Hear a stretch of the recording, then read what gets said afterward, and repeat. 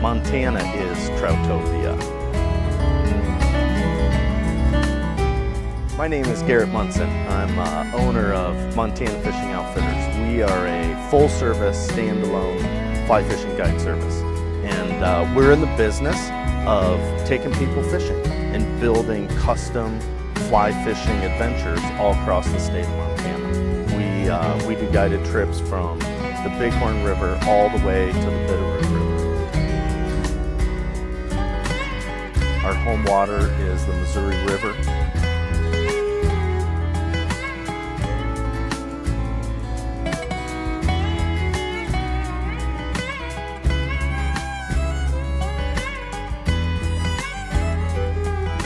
We do a lot of work in the greater Bozeman area on the Madison, Yellowstone, and Gallatin rivers.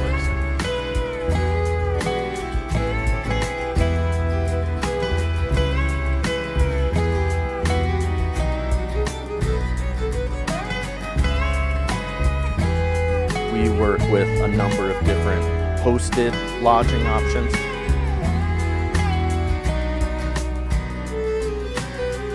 We also do dude ranch stays.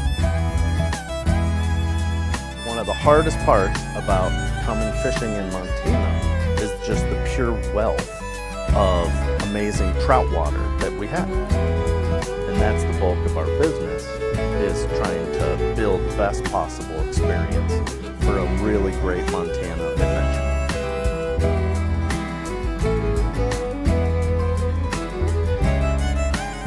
Picking the right place or places for an individual or a family or a group of people is kind of a hard thing to do. It's a really big place, and there are a lot of different ways that you can plan a fishing trip. And so we spend the time with people trying to make those trips as good as they can possibly be.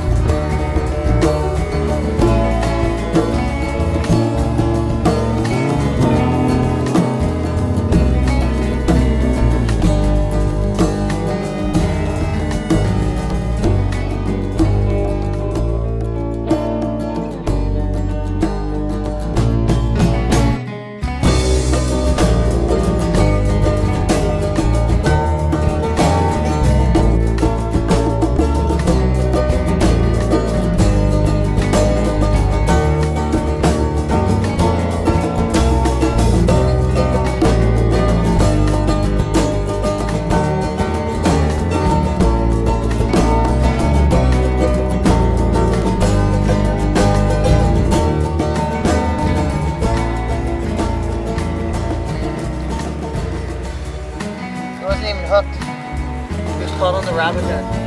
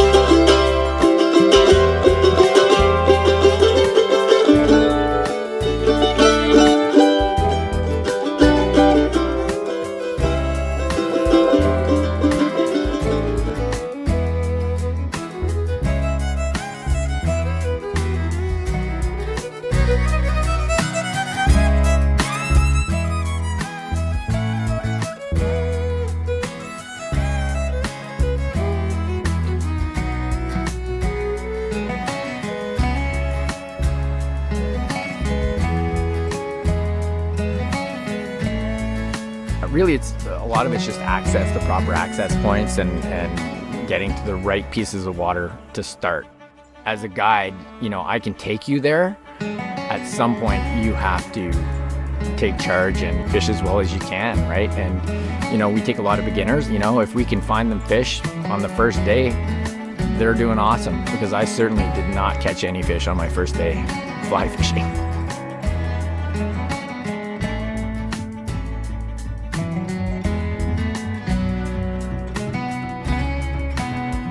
The overall experience of fishing in Squamish is about the wilderness that we're in. It's not just about the catching, it's about getting out there and enjoying the scenarios that are presented, whether you're in a helicopter flying over the mountains and looking at the glaciers before you get to the river, or driving on the dirt roads along the river's edge, just staring at the water, imagining what you're going to catch, walking through the trees and enjoying the scenery, you know, taking a look at the ferns and the flowers and the huge trees that are here. That's all part of the experience of being here in Squamish.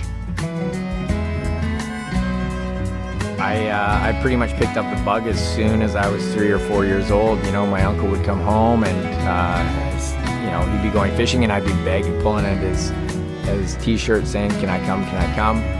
My dad always took me fishing. When I was a teenager, I would throw the canoe on my head and walk, you know, 3 kilometers to the river and get out there and paddle out to catch whatever I could catch. I've got photos of me and my friends from high school, and I'm showing them all how to catch walleye in Ontario, just because they had never done it. And that was sort of my entrance into guiding, because I was guiding my friends, right? I was just helping them out, teaching them how to fish.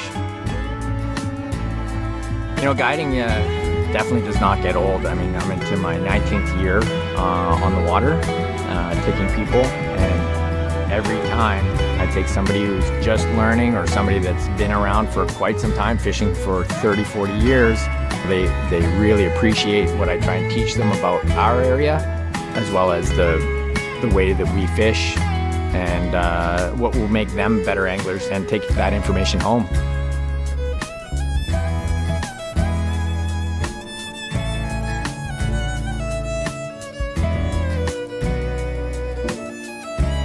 Having a good team of angling guides is important to me. They share their information from their days on the water when I'm not on the water, and vice versa.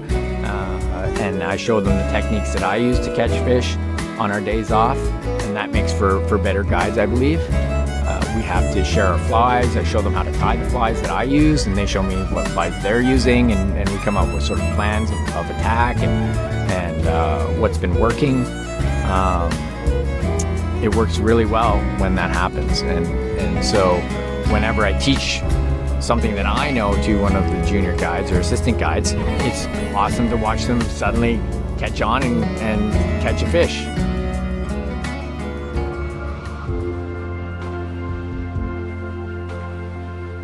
At the end of the day, we're all out here to have fun. It's not always about catching fish, it's the environment that we're in. You know, the day you spend with your guide or the day that you spend in a new area, you're always, you know, in a beautiful place here in Squamish. You've got the rivers, you've got the mountains, you've got giant trees, pure wilderness. That's all part of it.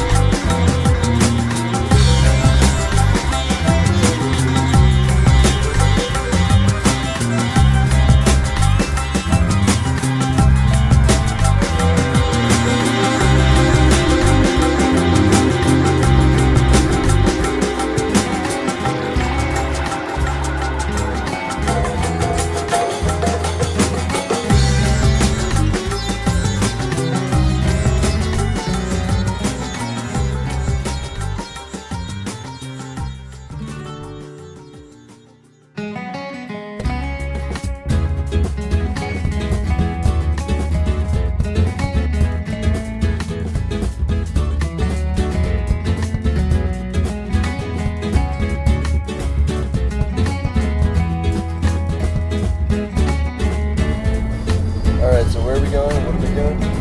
We're heading down to the Rose River, do some hiking and some fly fishing. Right now it's about 6:51 a.m. Should be fun. It's in the Shenandoah National Park. Hopefully we'll get some cool footage. I'll catch some fish. This is kind of like a scouting trip because we're hoping to do a longer camp at some point this summer. You can check my directions here. We're still supposed to be on 211. Sorry to break that up. No, let's go. It's all good. I think we're good. Mountains. I think we're Yeah, good. 211. Take exit towards Skyline Drive. Yeah, just Oh, okay.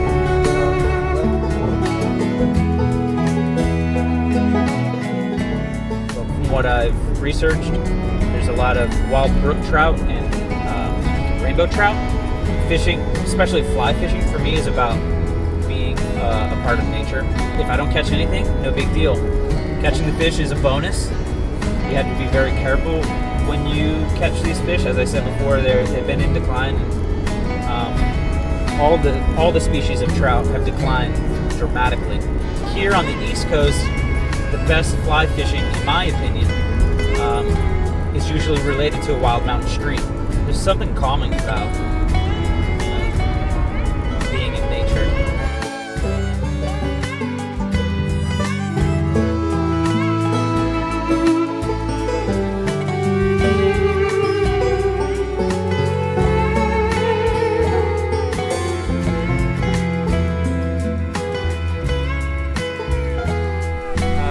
I got to the first hole, and on my first cast, boom, there it was. I don't know if you can see, but there's flies fluttering all around us, which is an awesome sign for the fly fishermen. And I saw it pop the water, and I knew, so then I set the hook and I started reeling them in and bring them in. And it's cool to feel the struggle of the animal, man against nature. We're in a contest of wills and strength, and right now we have a lot of flies flying around, so that means the fish are likely to be feeding off of the top water, which is exactly what a dry fly fisherman tries to emulate.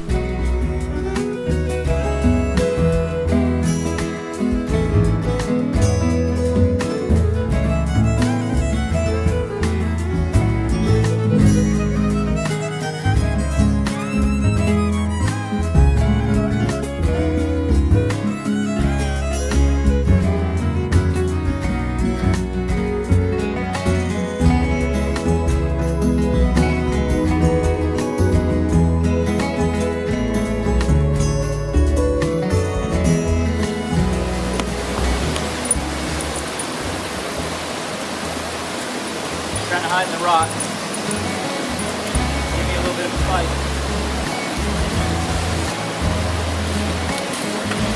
Oh, you're beautiful. Beautiful.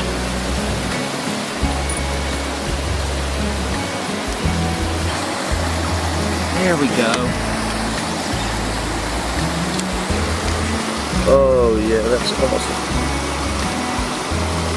Good? Yeah, let's.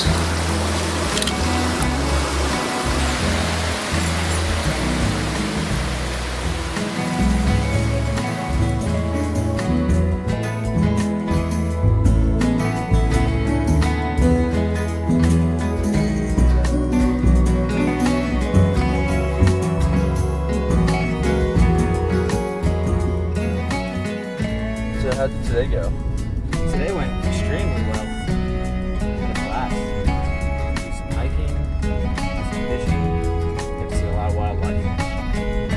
But I wasn't expecting to catch any fish. It's my first time fishing the Rose River, so I had no idea what I'd be facing. I may be wrong, but it seemed like the first fish was small, and the second one was a little bit bigger, and then the third was a little bit bigger than that.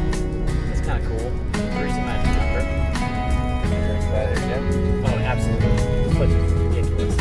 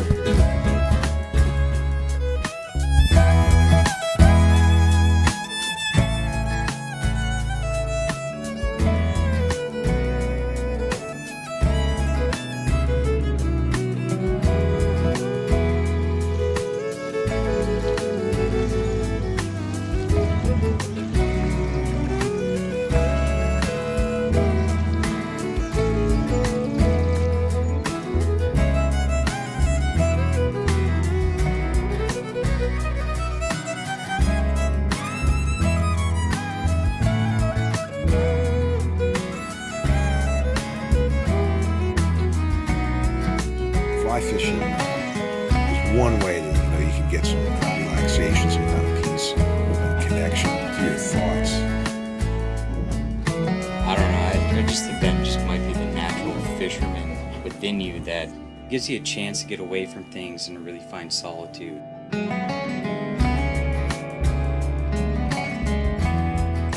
What it does, it connects us to places we would never have gone otherwise. Why would someone be on the Delaware River if it weren't for fly rod? I mean, just think about it. Angles of the cast, the way the fly hooks around, the flow of the water, what causes that back eddy, that reverse, which makes it so difficult to attract it to.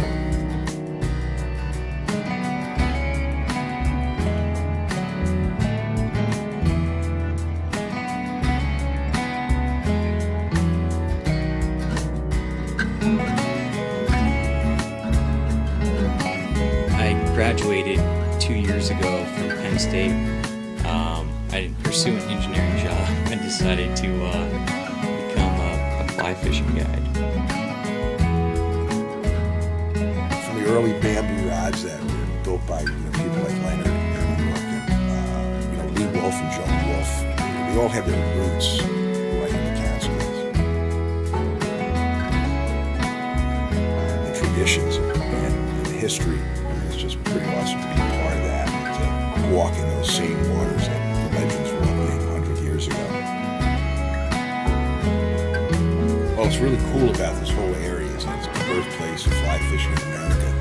You're on the west side of the Catskills, and the intimacy of the mountains, and the lushness, the greenery, it's incredible.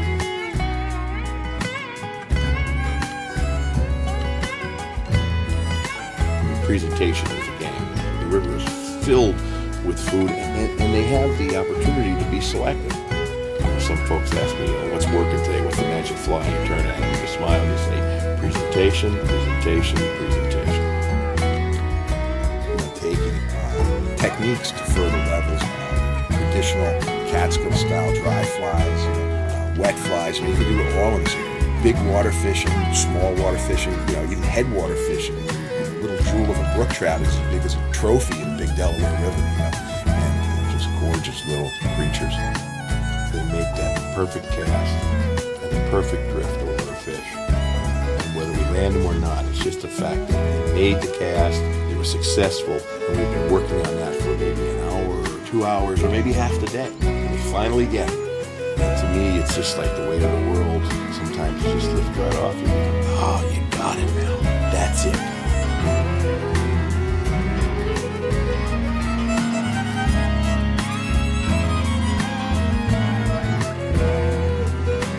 What inspires me is to have someone with me. They're not in this environment all the time. And to see their daily stress that they're faced with on a day-to-day basis just melt away from them. See the excitement they feel when they look up to a fish. That's just a big rush.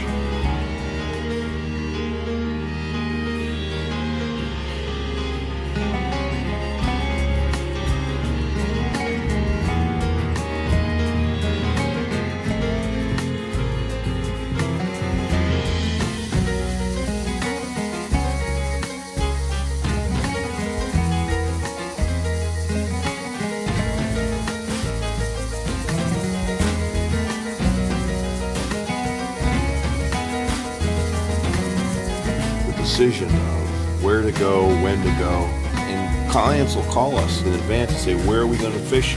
Well, we're not going to make that decision sometimes until we're walking out the door to get in our car, and sometimes in the car we change our minds.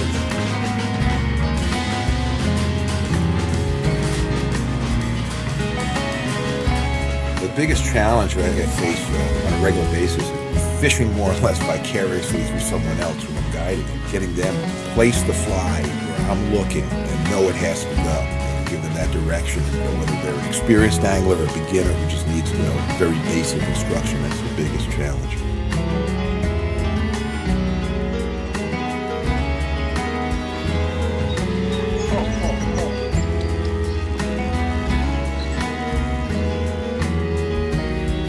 Be able to fish the waters that the beginning legends wrote about, and some of the flies flies that everyone just uses on a regular basis all around the country, you know, quill gordons, things like that. They came from this area.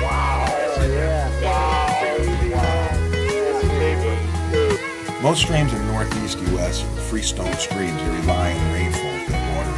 The Delaware system is a tailwater, so we have bottom release reservoirs that supply us with cold water right through the summer. So we get all the early season hatches that every place else gets, but then through the summer we continue to get mayflies that allow you to experience that explosion of life all around you when every place else is too warm to fish or too low to fish. Delaware is one of the few remaining tailwaters in the Northeast. Its purity of water is so important that we need to preserve this valuable resource for future generations to come. Just when you thought the day was shot and the bite was going to be off, that never happened. Put that boat right around that corner, gave you a shot at that rock on the bank. And if you remember, about 50 yards before that, you said to me, this is the stretch. This is where we want to be. And as we came down through there, made that cast, right tight to the bank, 2 strips, that fish was where it was supposed to be. Oh, absolutely. That fish read the book. It's nice when they do that. They follow the script. It's a smart fish. Yeah.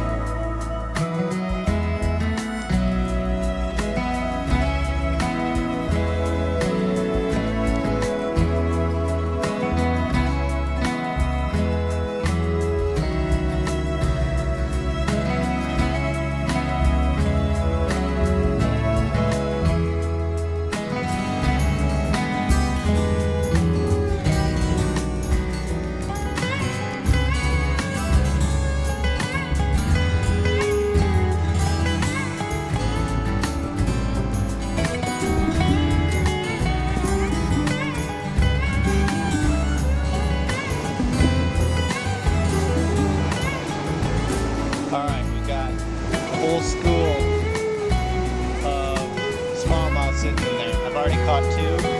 I know right where they're at. I just got to get the right presentation with this spinner. It's game on.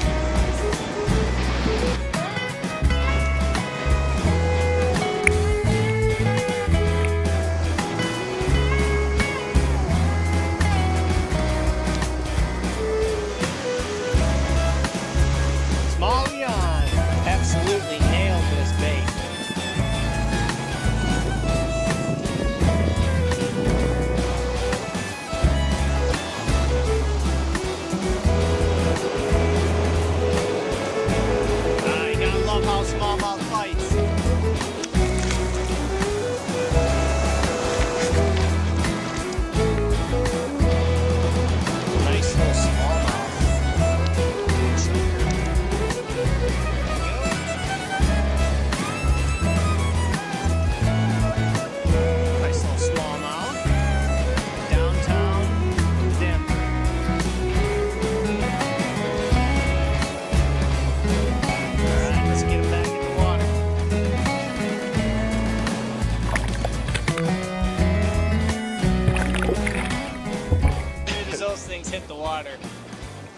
to go. Water's nice and cold.